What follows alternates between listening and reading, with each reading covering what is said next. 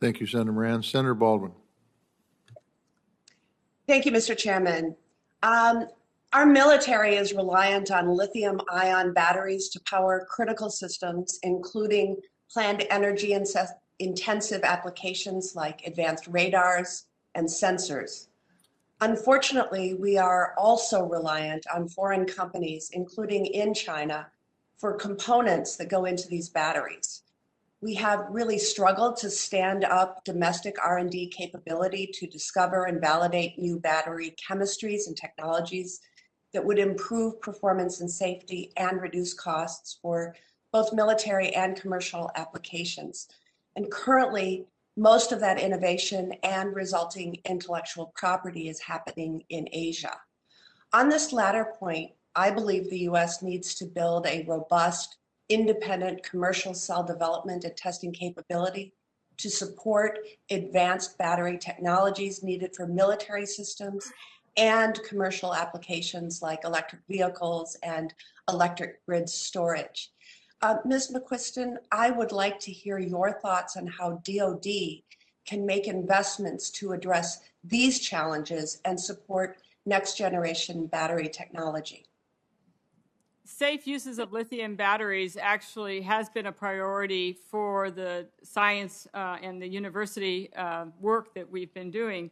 That said, battery technology has quite a range within the military, from the amount of batteries that need to be in the field to moving forward with high power weapon systems.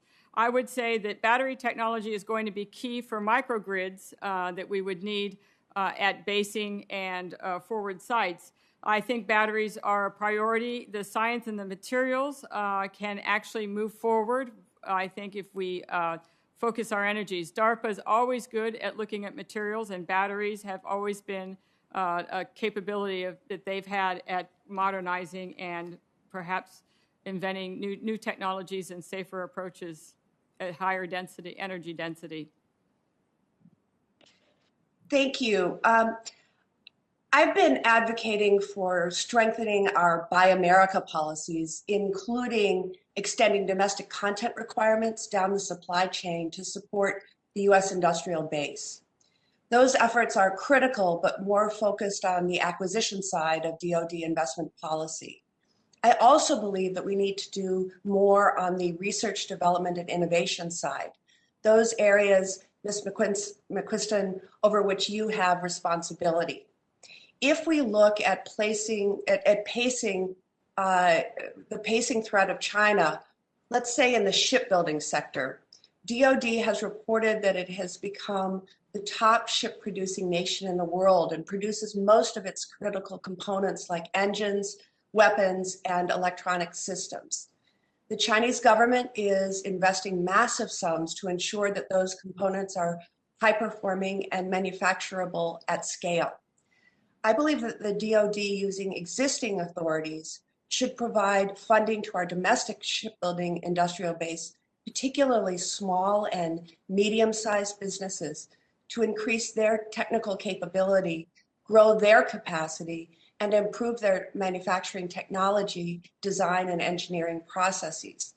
Across the DoD research and engineering enterprise, what are your priorities for supporting the industrial base, and what programs and investments will you make to support the technological competitiveness and manufacturing capacity of our critical defense suppliers? Manufacturing is key to a number of technologies across the board, and being able to modernize and work with manufacturing and make investments is also key to our economic security. When you look at manufacturing, it's not only for perhaps DoD enabling capability and scale, but it's also to de-risk some of the newer technologies that are required. And we have a number of manufacturing programs in this area that we're moving forward. But we are working with aspects of this from 5G and in the microelectronics side, straight through to materials, battery technology, as we just discussed, and moving into a program that we have at university that's working in materials that would be supported for difficult marine environments.